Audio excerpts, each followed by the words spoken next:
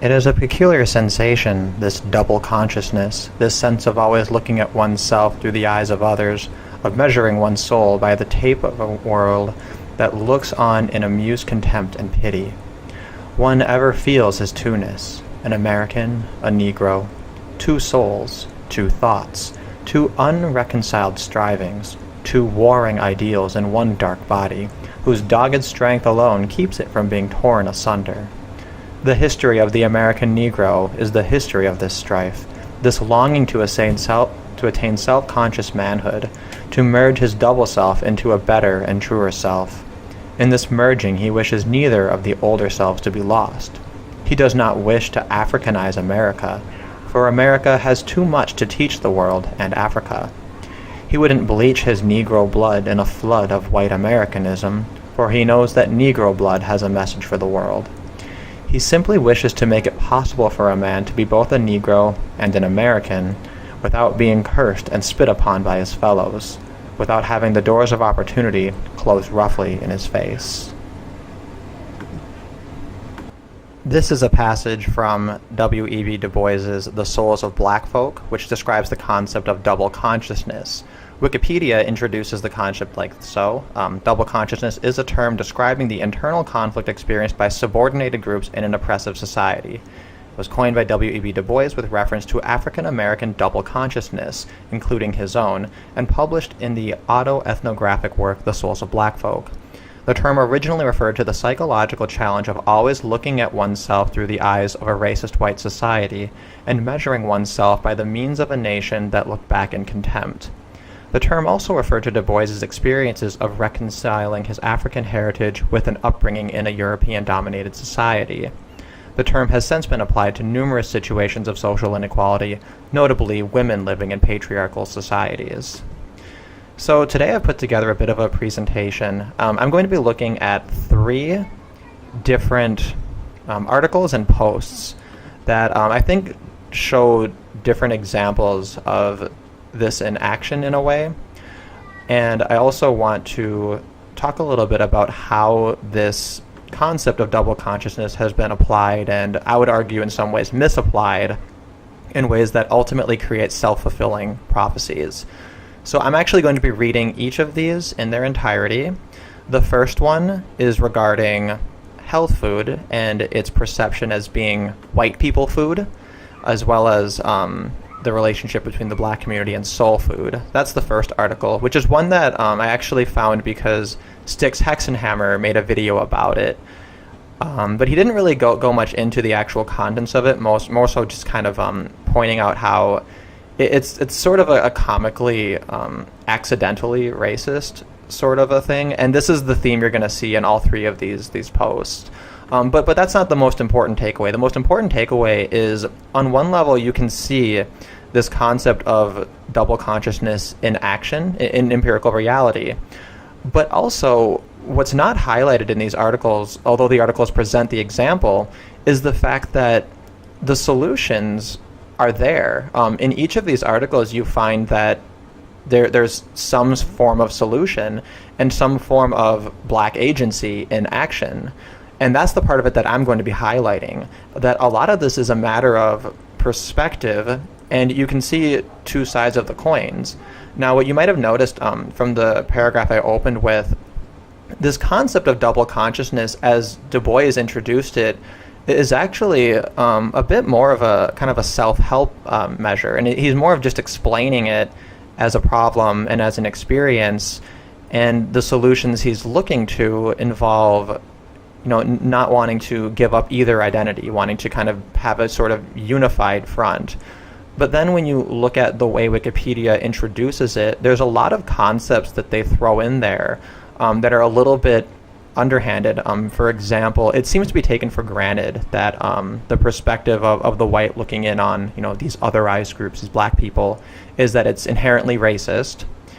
And we're going to see a little bit more of that when we look at the Philadelphia Negro speech that Du Bois gave regarding the problems of the black community, and essentially laying the groundwork for this perspective that it's all based on society. But the other part, there's the notion And it's a very common linguistic notion where if anything is populated by a group, we refer to it as dominated, right? It's a European dominated society. You know, a group is, or a job or occupation is male dominated, we always say. And this is the kind of language that I think really, I'd like to see it go out of fashion, because there's an implication that's very sinister when you use that terminology. It's much more accurate and neutral, I think, to say it's populated. But this is an example of how easy and how common and simple it is to kind of package this sinister implication into what could just be, you know, neutral aspects. You know, when you read that, it's kind of taken for granted that there's this hostility towards black people. And when this is the perspective that's informing the phenomenon of double consciousness, it leads to self-fulfilling and self-destructive prophecies. I'm going to talk a little bit about a TED Talk also, in which the speaker is talking about reclaiming double consciousness as a positive thing. And I think that in that light, you can see how, you know, the solutions are right in front of us. And a huge part of the problem is the way that these topics are generally dealt with. So I'm going to be reading each of these one by one. The second one will be a Facebook post made from a professor who was detained on suspicion of robbery, and how he literally thought he was almost going to die. It's quite dramatic, though he would probably resent my characterization as quite dramatic. I guess I'll let you be the judge. And the third one is probably, I think, the most interesting one. This was the one published just a couple of days ago. On Vice Broadly, I guess it's like a blog version of Vice, I don't know, Broadly, but it's called Reparations for Black People Should Include Rest, and it focuses primarily on an art exhibition that was based on sleep and on rest. So I hope these are all interesting. We're going to read through each of them, and then I'm going to come back with a little bit of my own thoughts and analysis on it. So I hope you guys find it interesting. Number 1, White People Food is Creating an Unattainable Picture of Health by Kristen Aiken. Tanisha Gordon doesn't see what white people love so much about cottage cheese or salads, especially when they're topped with fussy ingredients like candied almonds, pickled carrots, or Brussels slaw. Gordon is a 37-year-old employee at an IT company in the Washington, D.C. area, and until recently her diet was deeply saturated with fast food. McDonald's, Taco Bell, you name it. When her doctor diagnosed her last year with pre-diabetes and prescribed her a CPAP machine to help her sleep through the night, she began working with a nutritionist to clean up her diet. But the lifestyle change she sought would require more than cutting out chicken McNuggets. As a black woman, Gordon battled the perception that most of today's healthy food is white people food. A lot of the time when you go to restaurants now, they have these extravagant salads with all these different ingredients in it, like little walnuts and pickled onions, like the stuff Panera sells, Gordon told HuffPost. For me personally, that's like a white person's food. A lot of the mainstream stuff that's advertised comes across as being for white people. Today's goop lacquer definition of healthy eating has made it de rigueur to guzzle $9 bottles of cold-pressed kale juice or chug hydrogen-infused water. In this micro-bubble of fastidiousness, a healthy diet means more than consuming your daily dose of fruits and veggies. It means eating pudding made of chia seeds, yes, the same ones used to make chia pets, and sprinkling your acai bowl with goji berries, even if you have no idea what either of those things are. There's nothing wrong with being nutritionally ambitious, but we've cultivated a health food culture that's unattainable for the multitudes who can neither afford nor identify with it.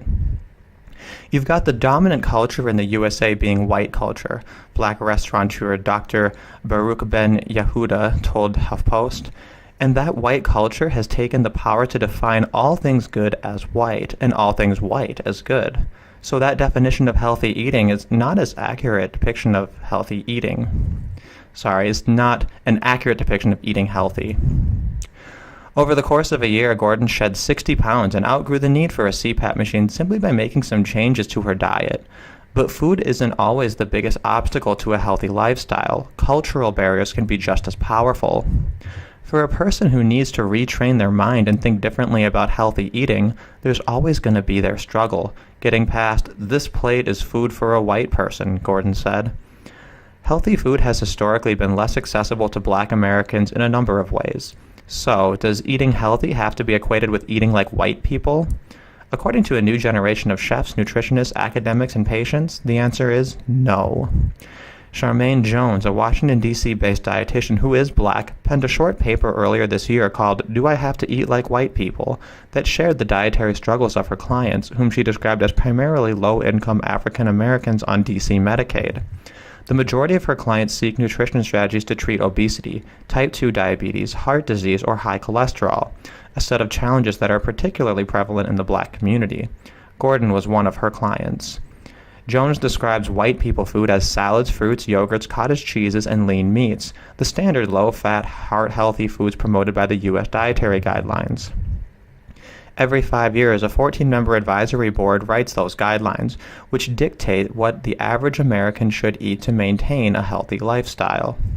The current board has only 2 Black members. The U.S. Department of Health and Human Services doesn't respond to HuffPost's request for comment.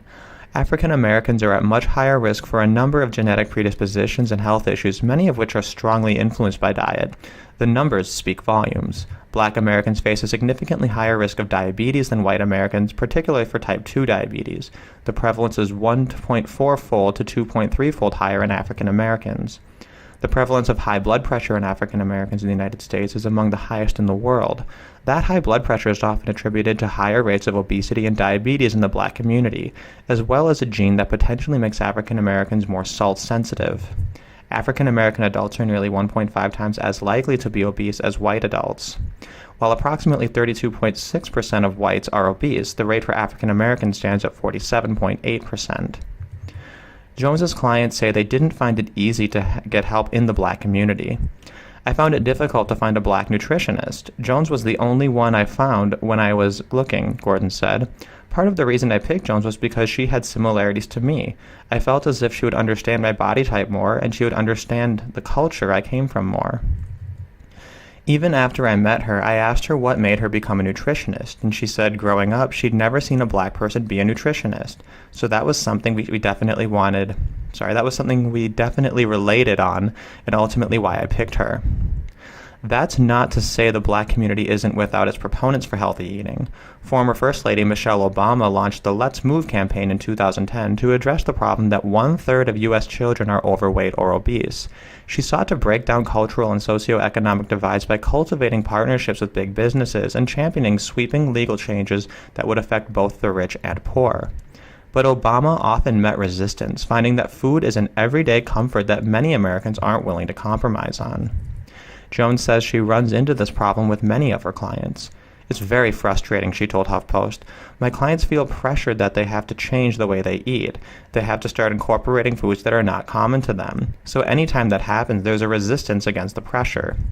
Natalie Webb, another registered dietitian and nutritionist in the D.C. area who is also Black, told HuffPost that her clients share the same frustration.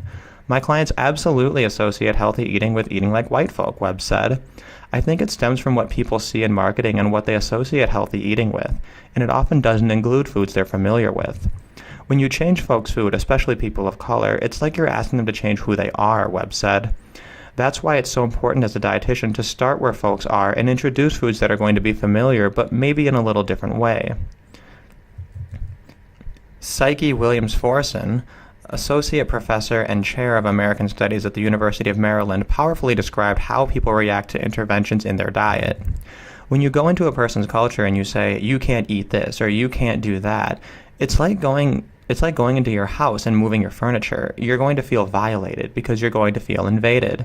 It makes people feel like their cultural sustainability has been compromised. I try to encourage people to remember that food is part of the constellation of material objects that we deal with every day, and every time you have a material possession that's been taken away from you, you're going to be very protective. Few, if any, cuisines are more firmly attached to African American culture than soul food, which took on an especially political meaning in the 1960s. Williams-Forson explained that when writer Amiri Baraka coined the term soul food in the 60s, he was very specifically responding to a criticism that the African American community didn't have its own culture. Baraka chronicled a number of foods that, at the time, were heavily eaten by people in the South. Everything from ham to sweet potato pie and sweet tea, she said. The actual label of food became a political term. Cultural historian Jessica B. Harris has echoed that argument, writing that in the 1960s, soul food was as much an affirmation as a diet. Eating neck bones and chitterlings, turnip greens, and fried chicken became a political statement for many. In short, soul food was more about blackness than it was about a specific list of ingredients, author Adrian Miller wrote for the website First We Feast. Ben Yehuda adds even more context. Soul food is an experience in culture. It's an experience in connecting with not only the people around you today, but connecting with the souls and the spirits of those that came before us that had created an identity for the food we are consuming, he told HuffPost. It not only provided nourishment, but also allowed us to have a good experience. The soul food was a comfort food. It comforted us in those times of difficulty. Erica Bright is a 45-year-old management analyst who sought Jones's help last year to make some dietary changes. She's been making positive changes to her health by adjusting what she eats, something she was open-minded to since the beginning of the process. But she doesn't think everyone feels that way. The thing that bothers me about eating healthy is that the media, people appropriate different things of eating to different people, Bright told HuffPost. And so I don't necessarily feel like black people eat as unhealthy as people would assume that we do. If you think about Italian food, which I love, it's just as fatty, but it doesn't have that same reputation. She points out that the origins of Southern food took root at a time when it was necessary to cook with less than ideal ingredients. Some people think that all black people eat is chicken and collard greens, and that's not necessarily true. However, out of utility and necessity, we ate a lot of that down south back in the day because that's all that was available.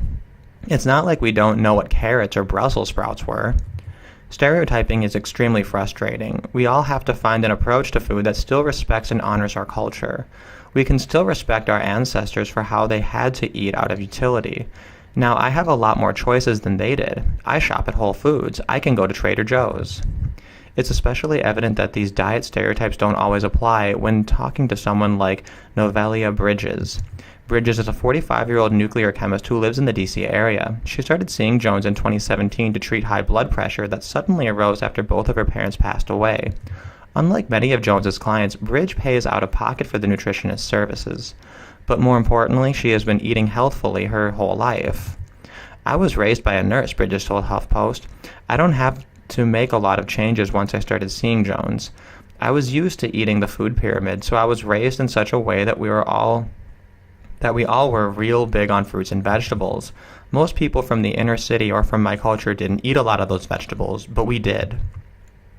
Bridges sees herself as being from a distinctly different cultural cross-section than most of the Joneses' clients, and she doesn't feel closely connected to her roots through the foods she eats. I would never qualify what I eat as being from one culture or the other, Bridges said. No matter who you are, you need to eat fruits and vegetables every day. The bottom line is we've gone to a processed way of eating, and African Americans have claimed that as their type of food. African Americans wanted to dismiss healthy eating as being for white people because it'd require a change. The truth is, when people are asked to change, change is difficult. It has more to do with class than race, she added. Indeed, money is an inevitable issue when it comes to healthy eating. Larry Perkins is a 40-year-old married father of two and a Walmart employee. His doctor sent him to Jones last year because he had been diagnosed as pre-diabetic.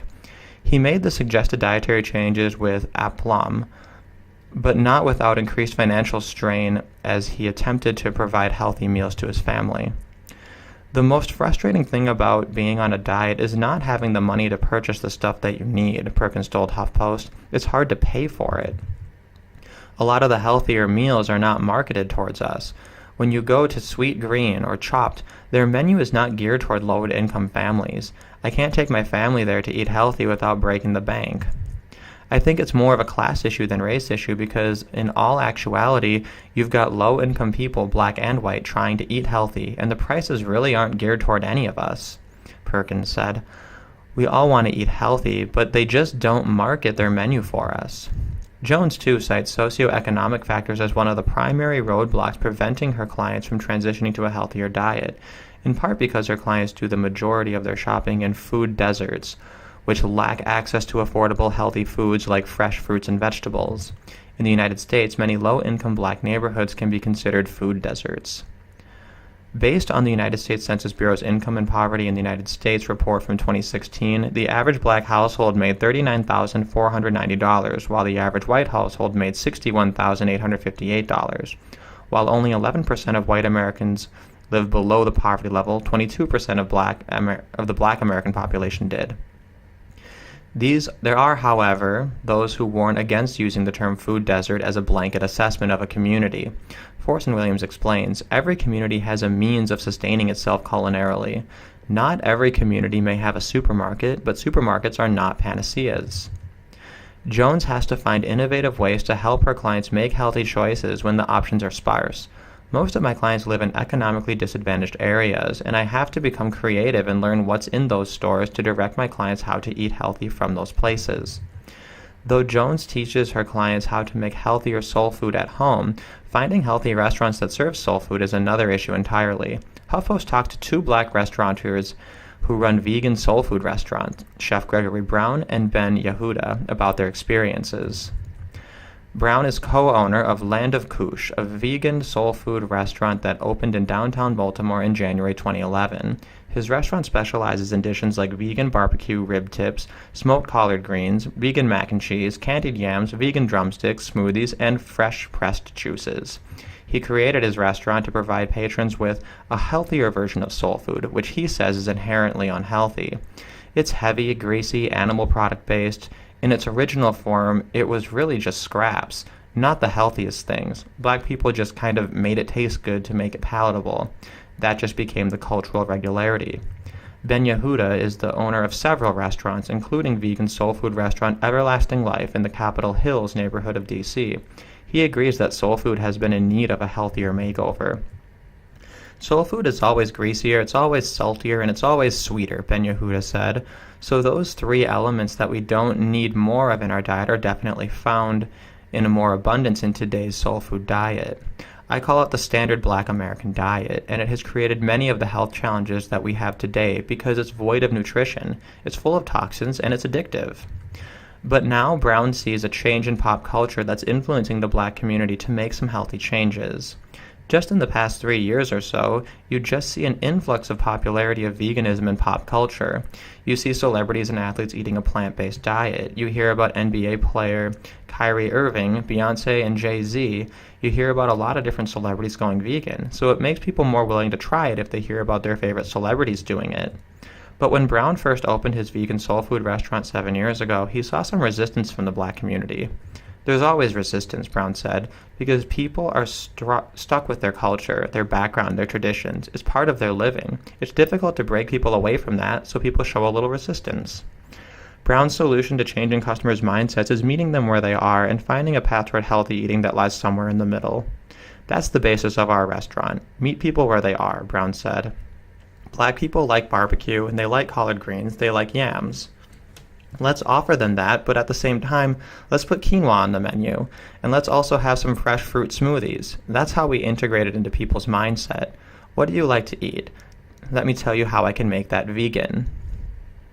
What we want to provide is the full transition, Ben Yehuda echoed.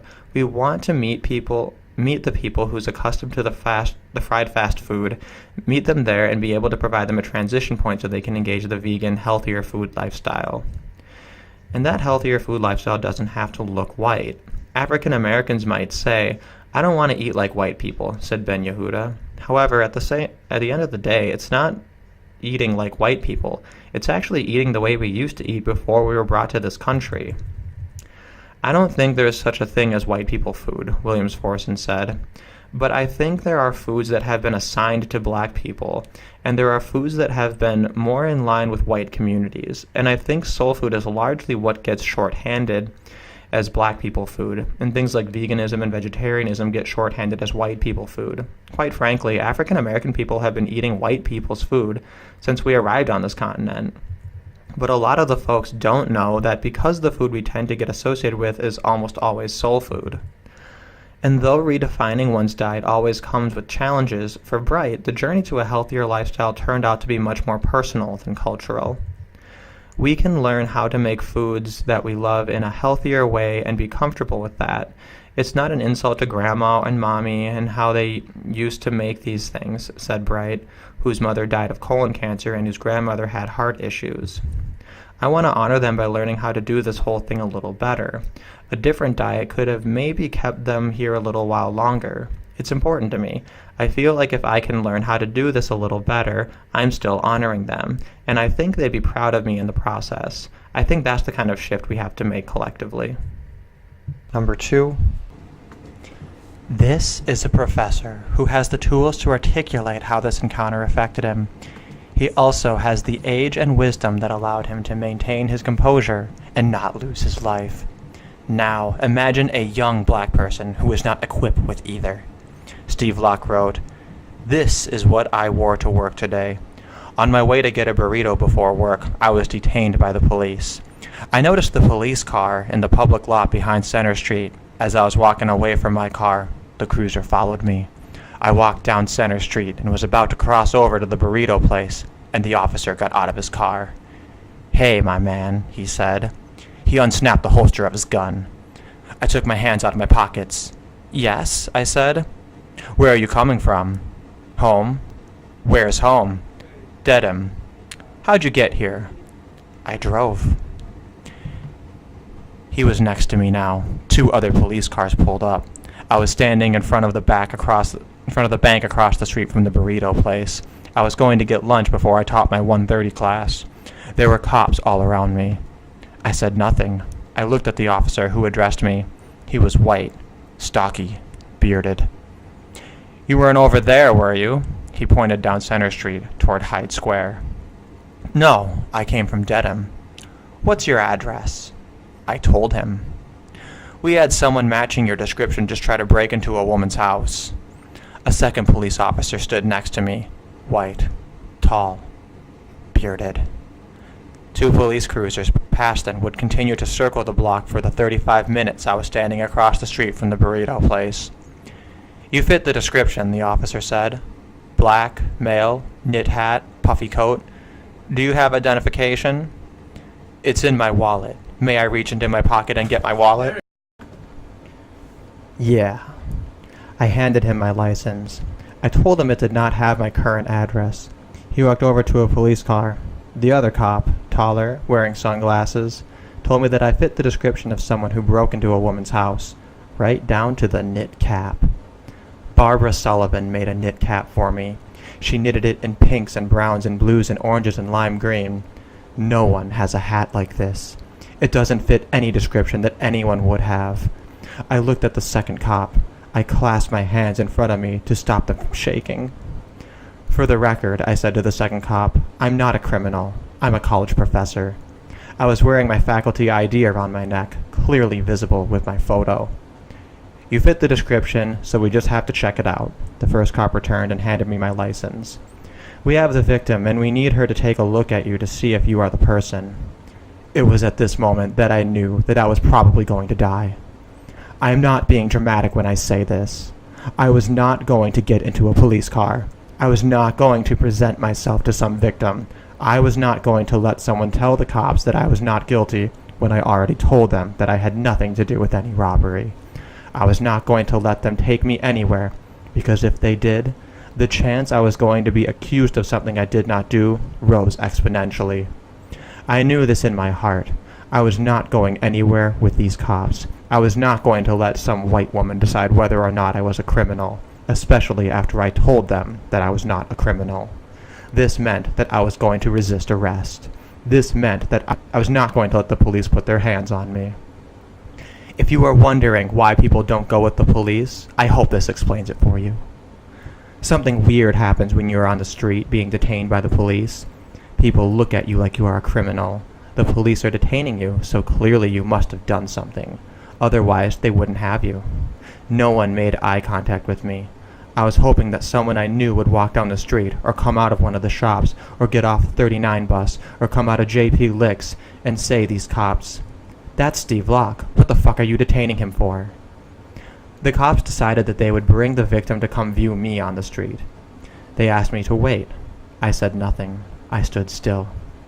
"Thanks for cooperating," the second cop said. "This is probably nothing, but it's our job and you do fit the description. 5'11", black male, 160 pounds, but you're a little more than that. Knit hat." A little more than 160. Thanks for that, I thought. An older white woman walked behind me and up to the second cop. She turned and looked at me and back at them. "You guys sure are busy today." I noticed a black woman further down the block. She was small and concerned. She was watching what was going on. I focused on her red coat. I slowed my breathing. I looked at her from time to time. I thought, "Don't leave, sister. Please don't leave." The first cop said, "Where do you teach?" "Massachusetts College of Art and Design." I tugged at the lanyard that had my ID. "How long you been teaching there?" 13 years. We stood in silence for about 10 more minutes. An unmarked police car pulled up. The first cop went over to talk to the driver. The driver kept looking at me as the cop spoke to him. I looked directly at the driver.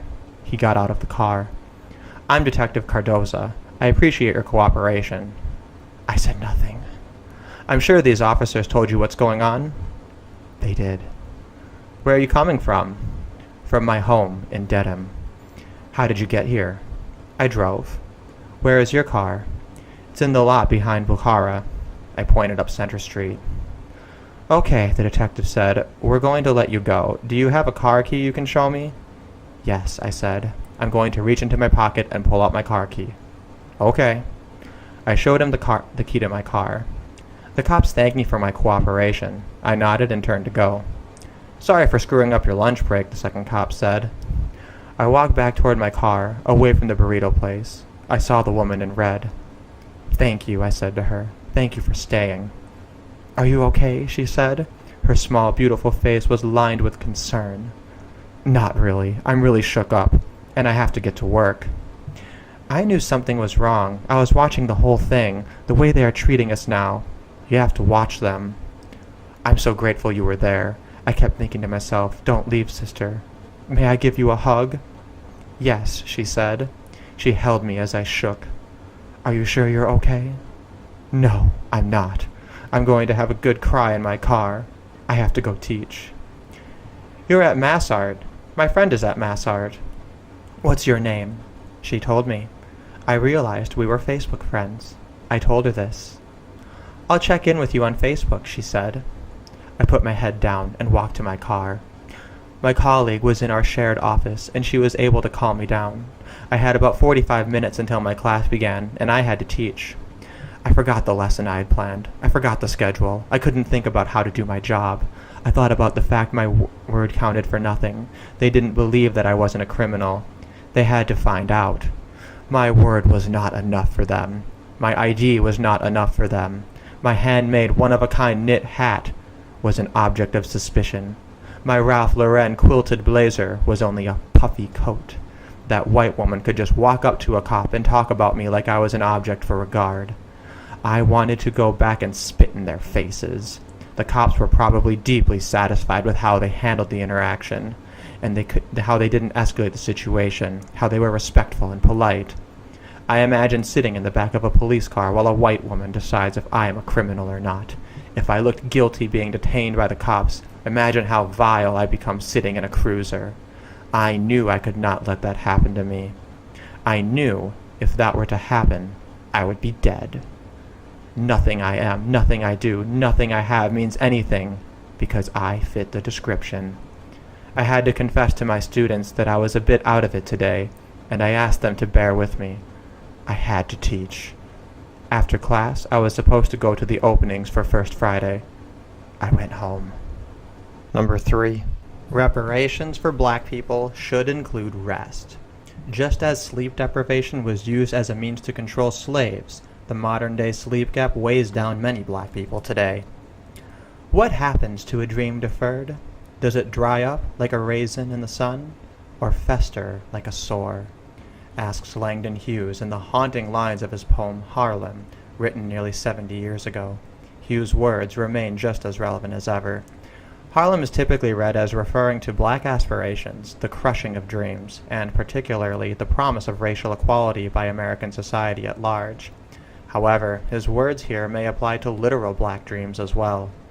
A growing amount of research has found that black Americans experience significantly less slow-wave sleep, the kind required for actual rejuvenating rest, than white Americans. The lack of slow-wave sleep can cause serious mental and physical health issues, including premature death. This disparity, or sleep gap, has been the subject of numerous studies, some of which have found that black Americans are up to 5 times more likely than white Americans to get less than 6 hours of sleep per night, are more likely than white Americans to feel sleepy during the day, and on average get an hour less sleep per night than white Americans. There's no scientific consensus on what specifically causes the sleep gap. As reported by The Atlantic in 2015, however, the leading theories point to both experiences of discrimination and structural inequality, aspects of one's environment that make one feel unsafe and insecure, as root causes. As Benjamin Reese pointed out in the LA Times in 2017, black Americans have lacked access to sufficient sleeping environments since slavery. Aboard the ships of the transatlantic slave trade, African captives were made to sleep en masse in the hold, often while chained together. Often in the New World, enslaved people were usually still made to sleep in tight quarters, sometimes on the bare floor, and they struggled to snatch any sleep at all while chained together in the coffle. Slaveholders systematically disallowed privacy as they attempted round-the-clock surveillance, and enslaved women were especially susceptible at night to sexual assault from white men. Just as sleep deprivation was used as a means to control slaves, the modern-day sleep gap continues to weigh down many black people, like me, today. I can feel it in me. It breaks my spirit as I exist in between half-conscious states, never fully awake or asleep, never able to distinguish between the two. This may be the true power of racism. Its force encompasses everything, seeping into our dreams at night and deflating our capacity to envision a future. How can the radical black imagination rebel against a system that so thoroughly seeks to destroy us? What would a future look like where we are liberated, reparations are paid, and we can finally rest? Last year, I attended an exhibition called Black Power Naps that begins to answer these questions. After debuting at Matadero Madrid Contemporary Art Center in Spain, where I saw it, the exhibition had since traveled to Performance Space New York, where it's on view through January 2019. The ongoing project by Black Latinx artists Fanny Sosa, referred to as Sosa, and Niv Acosta presents a series of interactive installations that invite black visitors to lie, nap, relax, and play, providing deliberate energetic repair, as the artists put it, on the dime of white cultural institutions. I and many other black people are constantly aware of our blackness in hyper-white environments, including art institutions. Elijah Anderson, a prominent ethnographer and Yale lecturer, describes us as black interlopers in his 2015 essay, The White Space. When present in the white space, blacks reflexively note the proportion of whites to blacks, and may adjust their comfort level accordingly. When judging a setting as too white, they can feel uneasy and consider it to be informally off limits. As W.E.B. Dubois suggests, we experience double consciousness, where we simultaneously become aware of both our blackness and the responses to it in white spaces.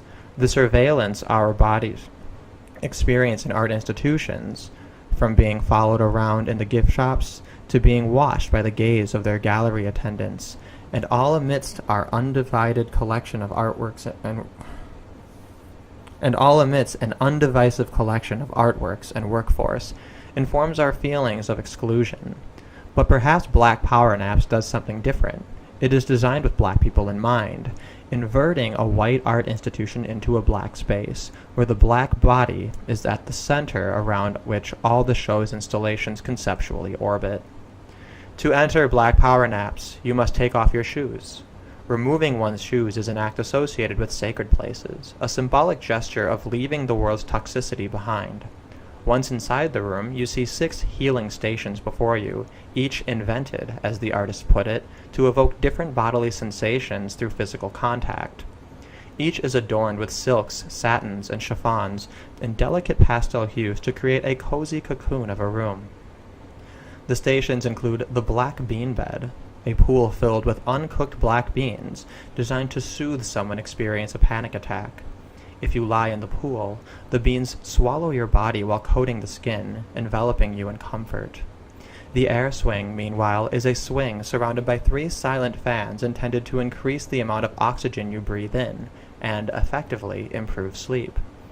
At the Atlantic Reconciliation Station is a waterbed intended to help descendants of enslaved people forcibly brought through the Middle Passage or pushed off ships along the way reconcile with the ocean by reminding them that, as the artists explain, the ocean is an adoring entity that has always had our back. These stations unwind the behaviors that white cultural institutions tend to impose on visitors, training us to keep our bodies to ourselves and avoid others. Here, you get to touch, lie on, and be intimate with the art. The invitation challenges the respectability politics and surveillance culture informing what it means to be a black body in an art institution, or anywhere at all. The artists describe it as a pleasurable citizen space. Here, the black radical imagination is in control. In the background of the exhibit, a recording of the artist reading science fiction tests written by black trans women plays so softly that it's inaudible. You can't consciously hear it, because you're not supposed to.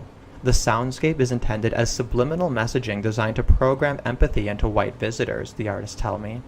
It's cataclysmic, based purely on theory and the vibration of it, and trying to find the right kind of vibration with white people, Acosta says. Sosa adds, it's like a device that provokes hyper-empathy in white people, planning this neurological map that they don't have. They're reprogrammed to interpret reality in a different way. Numerous studies have shown that white Americans believe black people experience less pain. With this attempt to close the racial empathy gap, white people, for once, become the spectacle, the ones being scrutinized under the black gaze.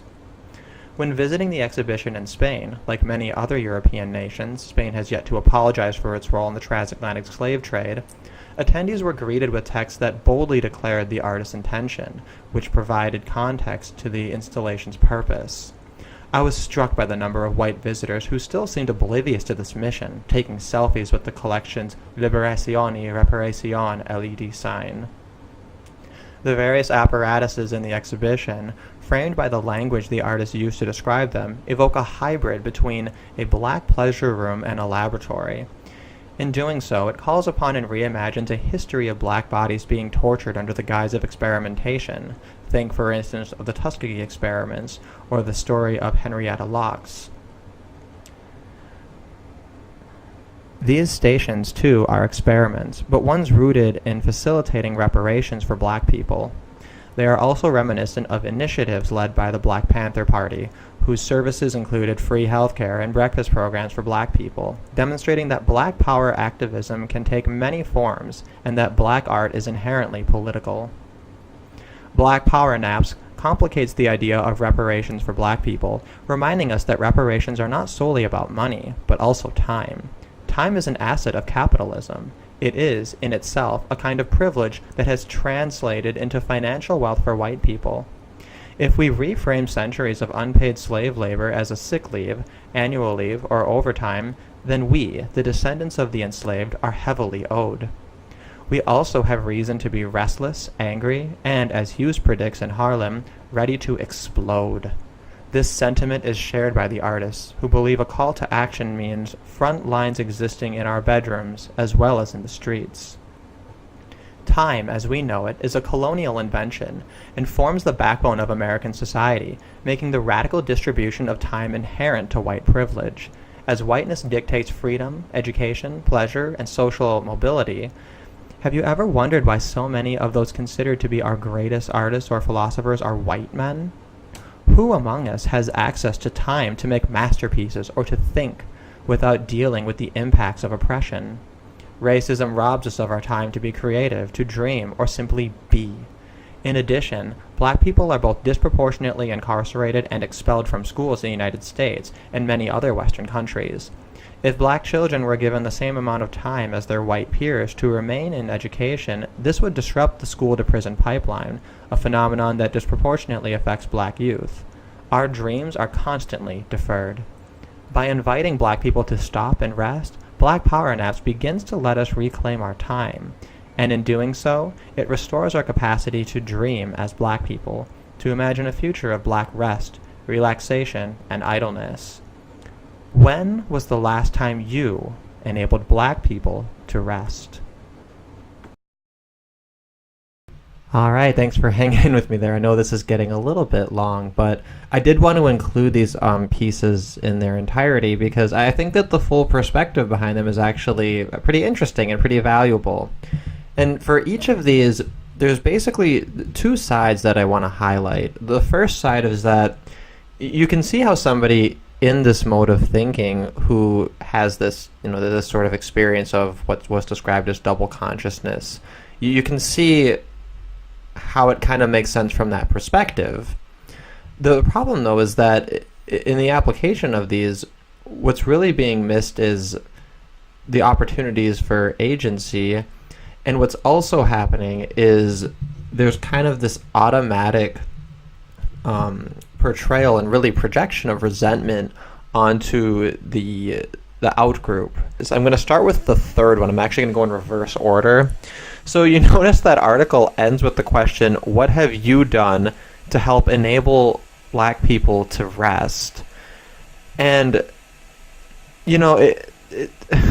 just think about that question, right? Throughout the article, it kind of in a couple of points just veers off into this just woe is me, really, really. I mean, I want to be as sympathetic as possible, but frankly, fucking pathetic. This idea that sleep and time are stacked against you, all because some study says that black people on average get an hour less of sleep. The article doesn't really go into the actual causes of this, and neither am I. The links are in there if you want to look at that. But the point is, what do you suppose a white person would do? I guess the point they're trying to get at is, I guess, reparations in form of sleep. But what's funny is they noticed the relationship between time and capitalism, but then rather than taking this on as a principle and understanding that this means you could use your time to create value, or this means that you can find ways to use your time in more effective ways. Instead, it then immediately goes on to, by the way, time is a colonialist invention, which is really silly. And at best, you could make that argument for, measuring time is a colonialist invention, the way we perceive it.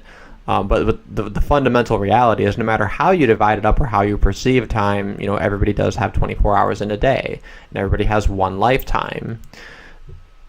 And it's just a classic example of how this style of thinking really causes its own problems. Now, the art exhibit itself and the pieces in it, I think they're actually pretty interesting, and I think that it's kind of cool to have these, interactive sort of art pieces that really do defy what it is you think of when you go to an art piece or an art museum, that they're, meant to be touched and meant to be kind of like lived in a little bit. There's a lot kind of cool things to be said for the art pieces. I think that part of it was very interesting. And, I can definitely see having this sort of an exhibition with all of these pieces used as a way to remind people that rest and sleep is very important and to put a really interesting spin on it. Yet it gets coupled with this whole negative aspect of it, that it's as though there's a crusade of racist white people out there trying to somehow deprive black people of sleep. And I mean, it's really paranoid and narcissistic. Most people don't, I don't care about other people's sleep, like that really is truly your business. So anyway, and man, that bit about the subliminal tranny sci-fi, that was the piece of it I thought, is this for real? But that was probably the most ridiculous aspect of it. Another thing I wanted to touch on too is they mention these studies that say that white people don't have empathy for black people. I did look a little bit into it. It's definitely outside of my expertise. It's an extremely complicated, like fucking brain science article.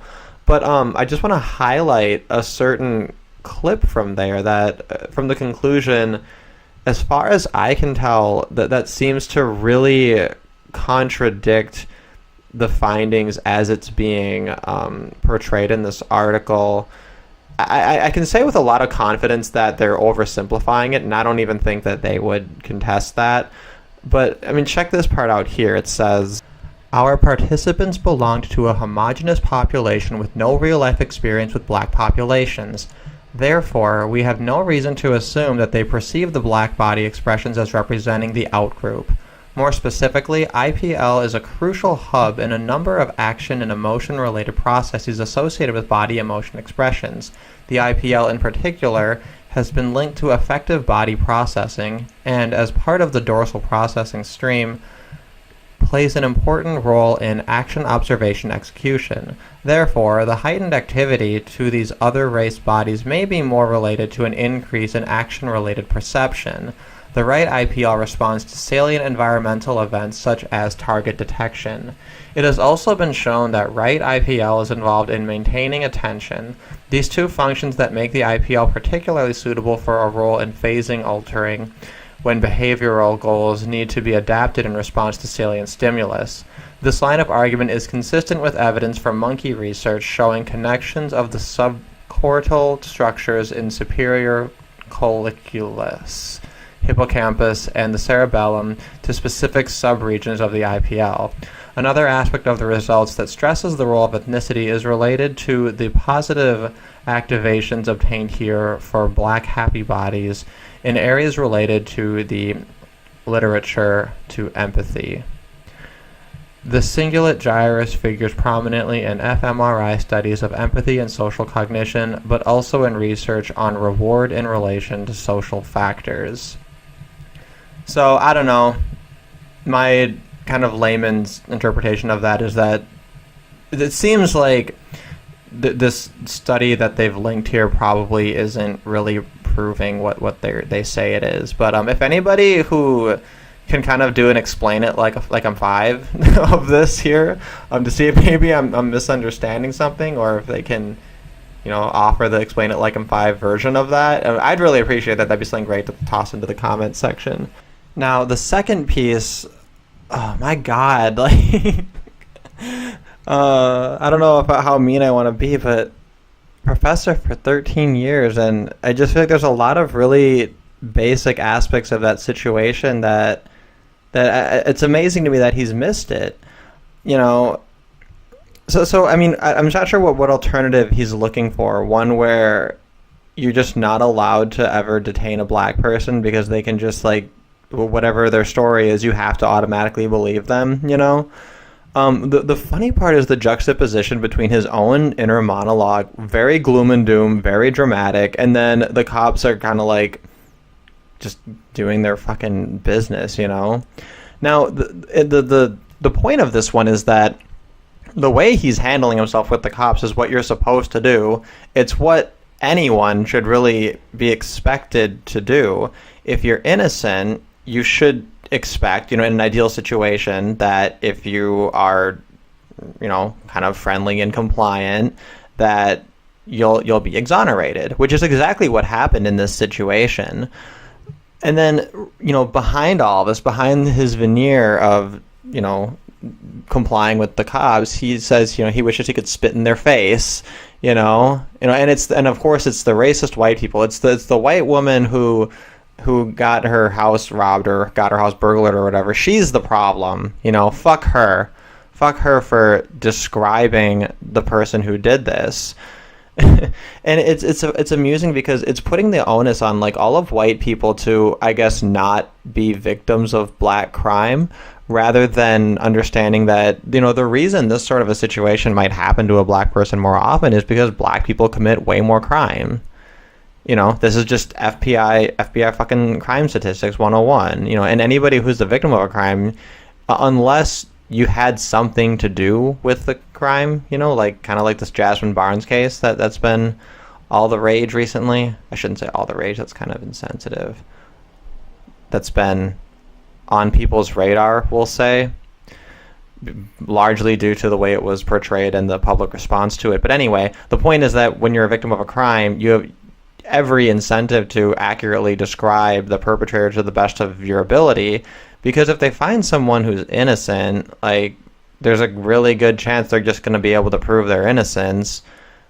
At the very least, they won't be proven guilty. Whereas if you find the person who actually did it, there's a very good chance, or at least a much better chance, that they're going to actually incriminate themselves somehow.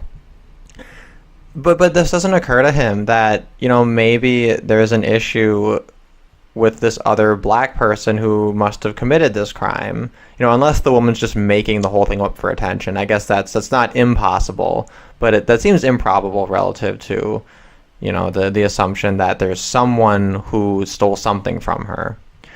And he tries to say, like, well, no, she couldn't have described this knitted hat. She said it was a fucking knitted hat. Of course your hat fits that description. Oh, my Ralph Lauren fucking jacket isn't a puffy jacket. Yeah, it is. Like, what? And he, closes it with, there's nothing I could have done. Doesn't matter what I am. None of this matters because I'm always just going to be seen, as this criminal, right? And it's a classic example of the invocation of hypoagency. And it was really interesting, if you recall, in the Wikipedia description, that first paragraph ends with, mentioning that this concept was later repackaged to apply to women. And if you know anything about, gendered issues, you know that basically that's a bunch of bullshit. Insofar as that style of analysis is going to apply to women, it's going to apply to men as well.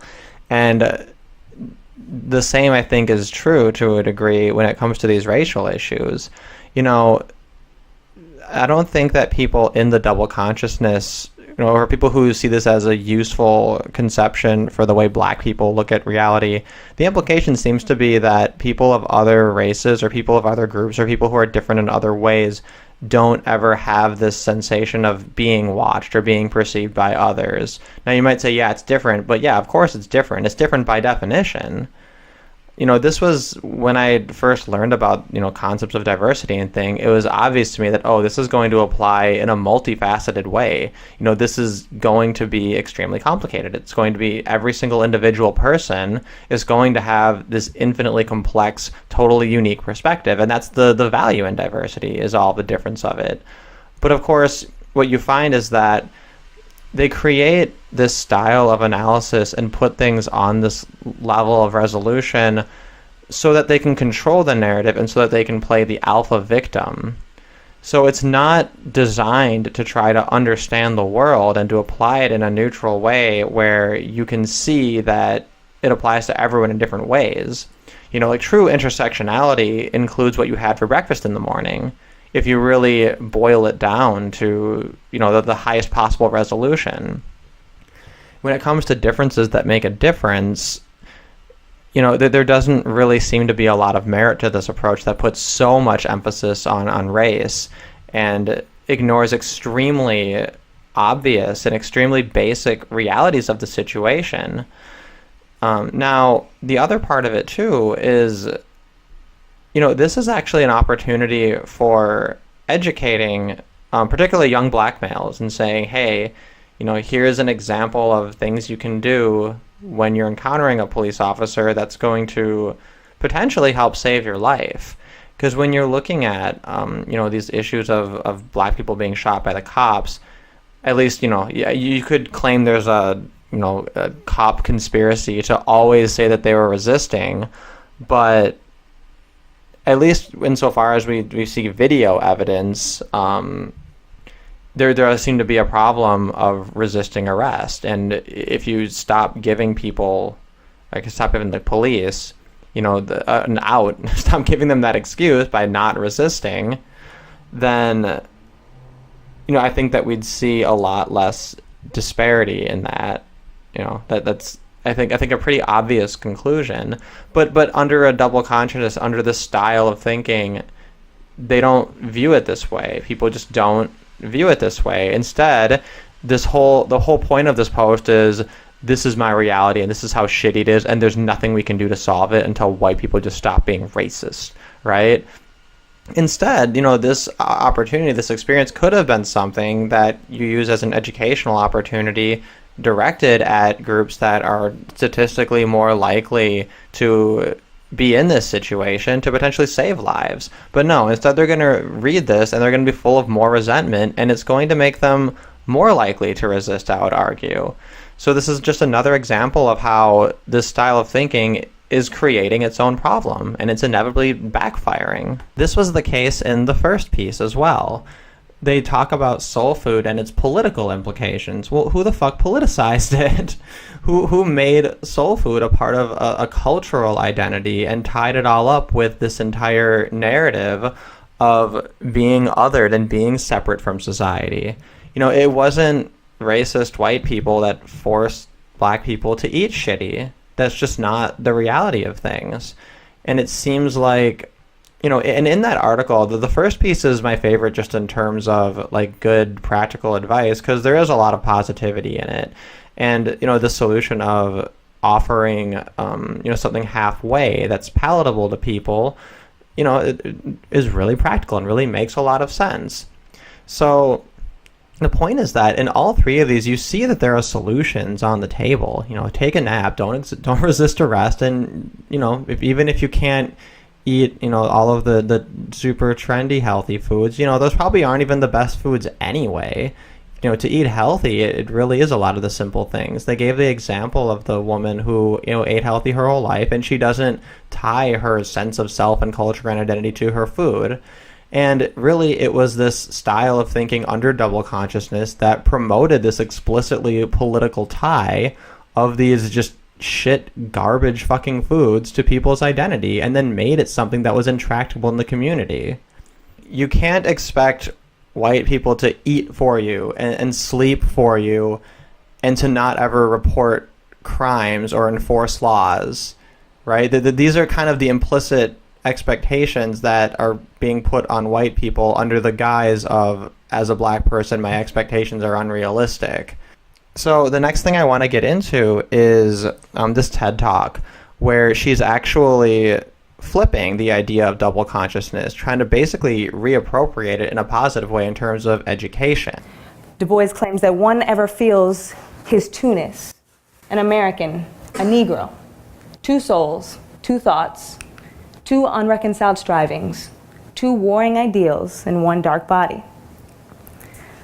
George Lakoff is a cognitive linguist that claims that we are significantly influenced by the metaphors that we use to describe complex phenomena like the double consciousness. Lakoff says we are not only significantly influenced by these metaphors, but in fact they regulate our realities, and eventually they become our societal norms. So the repeated exposure to something like an American, a Negro, one ever feels his twoness, two souls, two thoughts, two unreconciled strivings can have a very profound effect on the African American of the 20th century. It had a very profound effect on the 21st century African American as well. But today we use a variety of other metaphors to describe the double consciousness, such as the Oreo, the Wonder Bread, or you're acting white. So Lakoff would argue that Du Bois successfully used metaphors to convince this nation of African Americans that we were in fact experiencing an identity crisis. Now, he was speaking during the 20th century, but we still adhere to it as if it was a 21st century ideal. I believe that's a problem. And that is why I propose we initiate the rebirth of the double consciousness. See, in the 20th century, Du Bois argued that African Americans were constantly aware of how much their own sense of identity and cultures and values conflicted with the cultures and values imposed upon them by white America or the white American institution. And it is this that I want to move the conversation forward, recognizing that there is this prevailing misunderstanding about what education is. Now, this is seen in both African American students and minority students. It's also seen in educational scholars of all different backgrounds. There's this prevailing understanding that the things that we are learning in our education system are white cultural values and white cultural capital. So on the academic front, I've often heard the word white used to describe education. The whiteness of education is failing our minority youth. And then on the student level, you often hear minority students saying that if I engage in education or any more education, I'm abandoning my culture in a way that's not really for us. See, by embodying the double consciousness, we conclude that there are two separate cultures, black culture and white culture, hence the Oreo.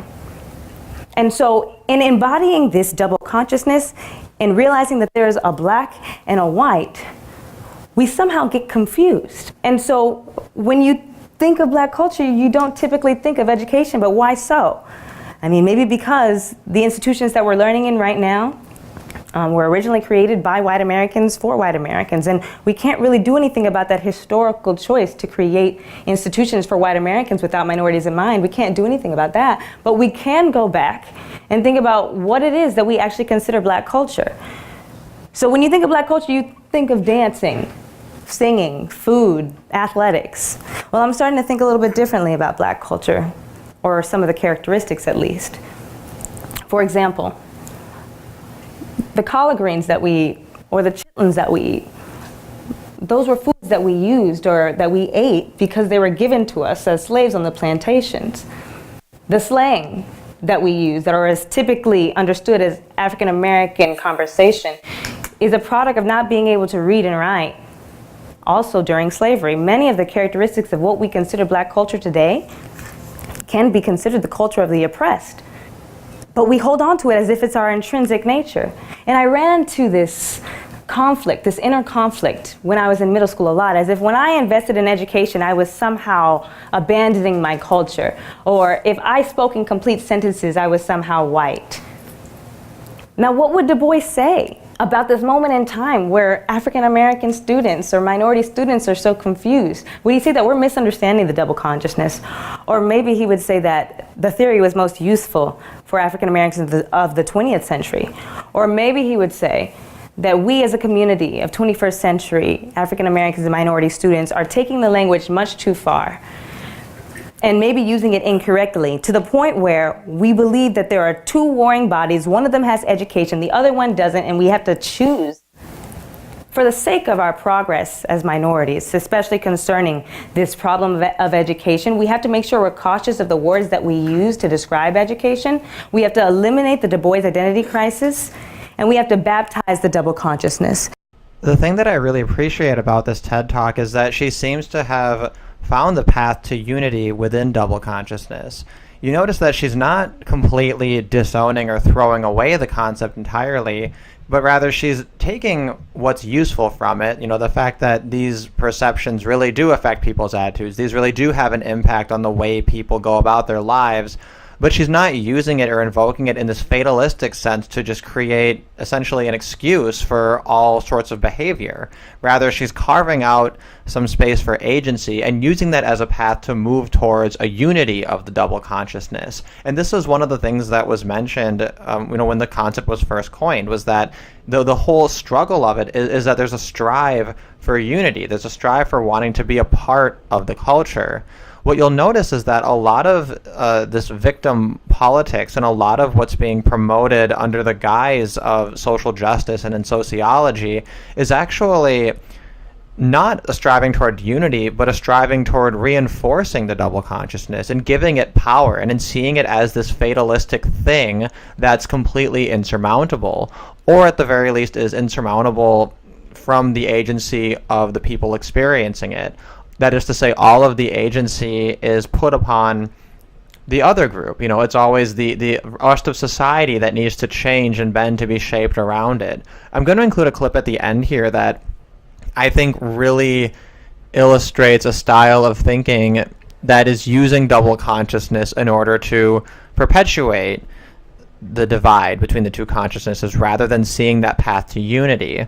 And that's the major takeaway, is that you can't deny that there's something happening, right? There's something happening in consciousness that's different. And I think that the concept of double consciousness is useful in describing and illustrating what's actually going on. But what often gets packaged up with it are all of these fatalistic attitudes that are designed essentially to create excuses for bad behavior. The Philadelphia Negro was the first scientific study of race in the world. I mean, he went out and he asked questions with a survey that he had. He used census data to understand some of the things that he was interested in. The Philadelphia Negro was the first non-racist investigation of a non-white population in the history of the world. The Philadelphia Negro was one of the first social scientific texts written in the United States using advanced statistical methods of the time. So Du Bois's investigation in the Philadelphia Negro really establishes the empirical tradition of sociology in the United States. In 1899, most people did not believe that African-derived people were human. It's an important point. Most people did not think that people who were from Africa were human.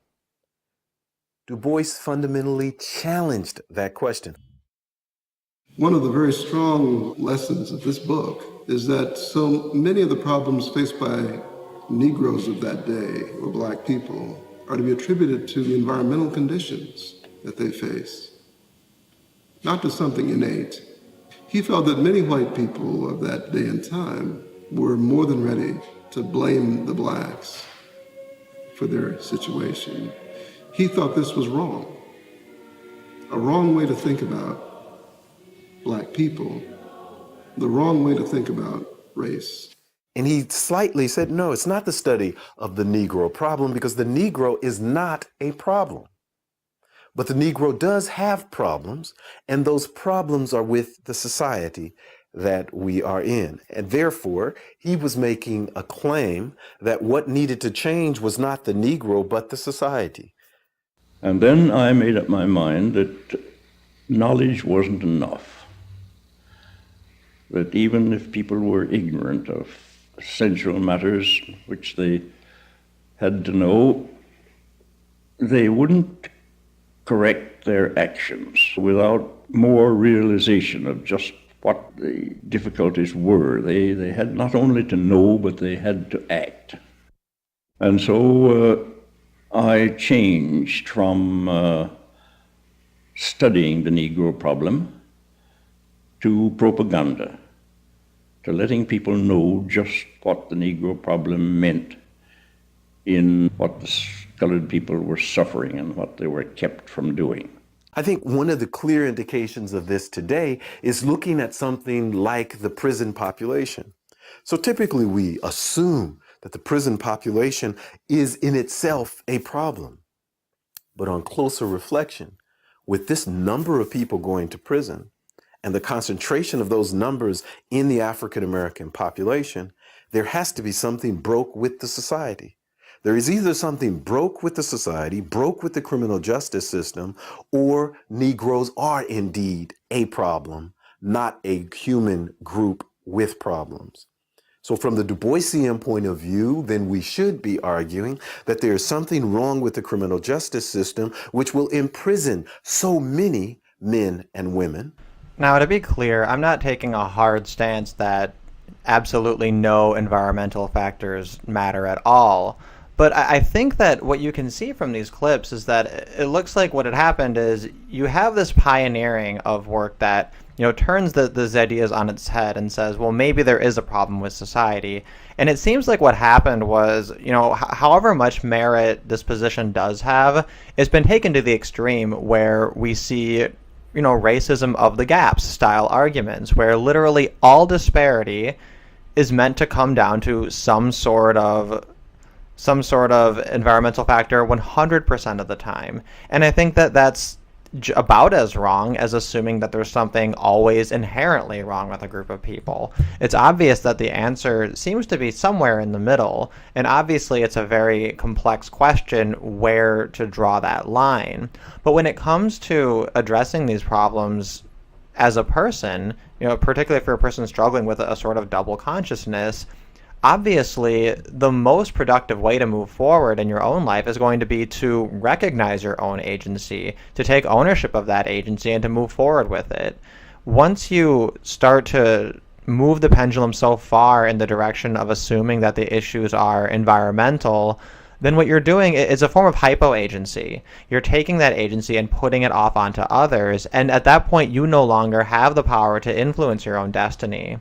So even if it is true that a great deal of it is environmental, if you want to move towards fixing and solving these problems, the best way forward is always going to be to kind of act as though that's not the case, or at least to figure out ways where you can tell that it's certainly not the case that it's environmental, and to then, take as much ground as you can in those areas. It really seems like what had happened is W.E.B. Du Bois is kind of the gold standard of sociology and of this style of thinking, and I really do wonder what he would think of modern day academics who are really inspired by his work. When I was in college, I really did get the sense that a lot of these social justice types, they really, really want to relive the civil rights movement. They really, really want that to continue. And I think that a lot of them really don't have an answer for purpose, or for what they value, or for what they really think, or for who they are even, if this struggle does not continue.